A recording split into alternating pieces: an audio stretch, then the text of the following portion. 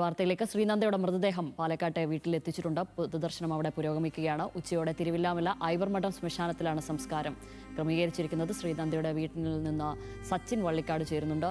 സച്ചിൻ, 1 മണി വരെയാണ് പൊതുദർശനം ക്രമീകരിച്ചിരിക്കുന്നത് എന്ന് മനസ്സിലാക്കുന്നു. എന്താണ് വിവരങ്ങൾ?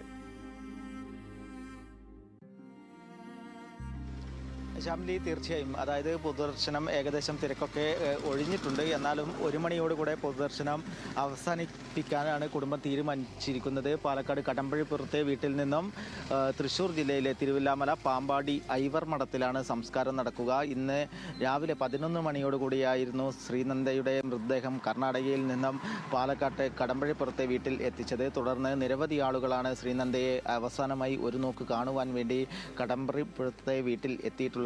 ശ്രീനന്ദക്കൊപ്പം പഠിക്കുന്ന സഹപാഠികളും അതേപോലെ തന്നെ ശ്രീനന്ദയുടെ പഠിപ്പിച്ചിരുന്ന അധ്യാപകരെല്ലാം ഈ വീട്ടിലെ പൊതുദർശനത്തിന് എത്തിയിരുന്നു. വിങ്ങിപ്പൊട്ടുന്ന ഒരു കാഴ്ച തന്നെയാണ് വീട്ടിൽ എത്തിയപ്പോൾ എല്ലാവരുടെയും മുഖത്തുണ്ടായിരുന്നത്. വലിയ ഒരു ദുഃഖകരമായ സങ്കടം തന്നെയാണ് ഉണ്ടായിട്ടുള്ളത്. കഴിഞ്ഞ 4-ാം തീയതിയായിരുന്നു പാലക്കാട് കടമ്പഴിപ്പുറത്ത് നിന്നും ശ്രീനന്ദ ഉൾപ്പെടെ 40 അംഗ സംഘം കർണാടകയിലേക്ക് വിനോദസഞ്ചാരത്തിനായി പോയത്. കഴിഞ്ഞ 7-ാം തീയതി 7-ാം തീയതി വൈകിട്ടോടുകൂടിയാണ് ശ്രീനന്ദയെ കാണാതാവുന്നത്. ചിക്കാമംഗളൂരിലെ മാണിക്കധാര വെള്ളച്ചാട്ടത്തിലെ വ്യൂ പോയിന്റിൽ വെച്ചാണ് ശ്രീനന്ദയെ കാണാതാവുന്നത്. തുടർന്ന് ഇന്നലെ ഉച്ചയോടുകൂടിയാണ് 4 ദിവസത്തെ തിരച്ചിലിനൊടുവിൽ ശ്രീനന്ദയെ കണ്ടെത്തുന്നത്. ഇന്നലെ തന്നെ ശ്രീനന്ദയുടെ മൃതദേഹം വൈകിട്ടോടുകൂടെ ഏറെ 1500 അടി താഴ്ചയിലായിരുന്നു മൃതദേഹം ഉണ്ടായിരുന്നത്. അവിടെ വെച്ച് ഏറെ സാഹസികമായി തന്നെയാണ് ദൗത്യസംഘം ശ്രീനന്ദയുടെ മൃതദേഹം പോസ്റ്റ്മോർട്ടത്തിനായി പുറത്തേക്ക് എത്തിച്ചത്. തുടർന്ന് രാത്രിയോടുകൂടെ പോസ്റ്റ്മോർട്ടം നടപടികൾ പൂർത്തീകരിച്ചു.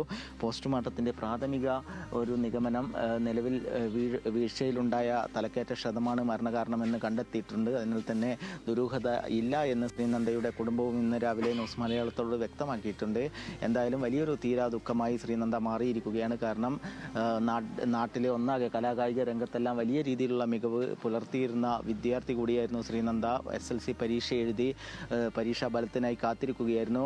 അധ്യാപകരുടെ വാക്കുകളിൽ നിന്നും നേരത്തെയൊക്കെ വ്യക്തമായത് ഫുൾ A+ കിട്ടുന്ന തരത്തിലുള്ള ഒരു വിദ്യാർത്ഥി തന്നെയായിരുന്നു ശ്രീനന്ദ എന്ന കാര്യം തന്നെയാണ്. കലാരംഗത്തായാലും കായിക രംഗത്തായാലും നിരവധി പുരസ്കാരങ്ങൾ സംസ്ഥാന തലത്തിലും അതേപോലെ തന്നെ ജില്ലാ തലത്തിലെല്ലാം ശ്രീനന്ദ കരസ്ഥമാക്കിയിട്ടുണ്ട്. കൂടാതെ തന്നെ കടമ്പഴിപ്പുറം നാട്ടിലെ കായിക പരിപാടികളിലെല്ലാം ശ്രീനന്ദ നിറസാന്നിധ്യമായിരുന്നു. നാളെയുടെ ഒരു പ്രതീക്ഷയായിരുന്നു ശ്രീനന്ദ. 15 വയസ്സ് മാത്രമായിരുന്നു പ്രായം ഉണ്ടായിരുന്നത്.